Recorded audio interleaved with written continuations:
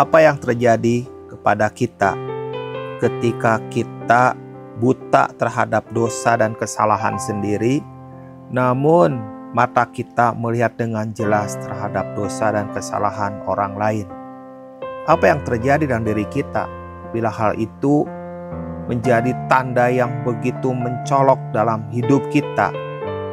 Aneh bukan? Kalau seandainya kita menjadi orang yang begitu mudah melihat dosa orang lain, terang benderang melihat segala kesalahan dan pelanggaran mereka, tetapi kita sendiri gak mampu melihat dosa sendiri dan pelanggaran sendiri, bahkan buta terhadap dosa dan kesalahan sendiri. Kenapa bisa begitu? Kita lihat di dalam Matius 18, Petrus pernah bertanya kepada Yesus, "Tuhan, sampai berapa kali aku harus mengampuni saudaraku?" Apa yang terjadi dengan pertanyaan ini? Apa inti di balik pertanyaan ini? Apa yang ingin dinyatakan oleh Petrus kepada Tuhan kalau dia adalah seorang yang banyak mengampuni, namun sampai berapa kali dia harus mengampuni orang yang bersalah kepadanya? Tuhan menyatakan bahwa ada sesuatu di balik pertanyaan itu. Pertanyaannya adalah, sampai berapa kali aku harus mengampuni saudaraku? Pada intinya, kita ini adalah seorang hamba yang diampuni dosanya, diampuni hutangnya yang 10.000 talenta itu. Namun ketika kita menemukan orang yang berdosa yang berhutang kepada kita 100 dinar, kita bertindak kejam. Sebelumnya kita sudah meminta belas kasihan Tuhan dan kita menerimanya. Namun ketika saudara kita yang bersalah kepada kita, kita enggan untuk mendengar kerinduannya, keinginannya. Kita menjadi kejam kepada orang itu.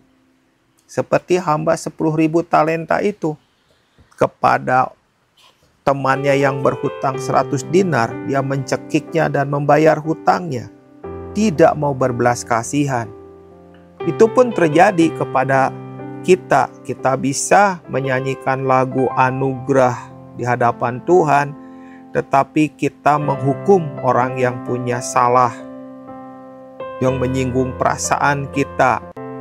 Kita bisa menyanyikan lagu anugerah itu dengan begitu luar biasanya, tetapi dalam hati kita nggak punya anugerah untuk orang lain. Kita nggak punya belas kasihan sedikit pun kepada mereka.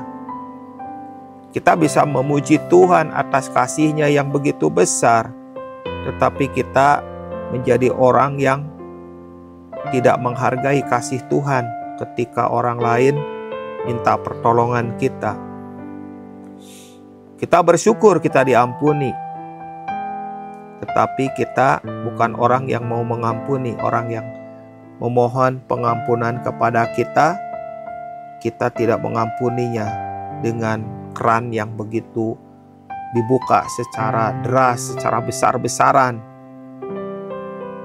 Kita mengatakan bahwa kamu pantas mendapatkan hukuman, kamu pantas mendapatkan malapetaka, kamu pantas mendapatkan semua itu karena kamu telah berbuat dosa kepada saya. Itulah yang ada dalam hati kita. Dan Tuhan gak mau seperti itu. Kita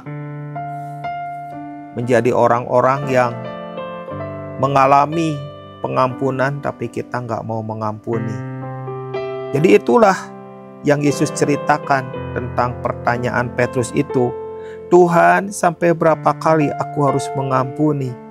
Dan pada saat itu Petrus hanya terdiam mendengar cerita hamba 10.000 talenta dengan hamba yang berhutang kepada 10.000 talenta itu hanya 100 dinar.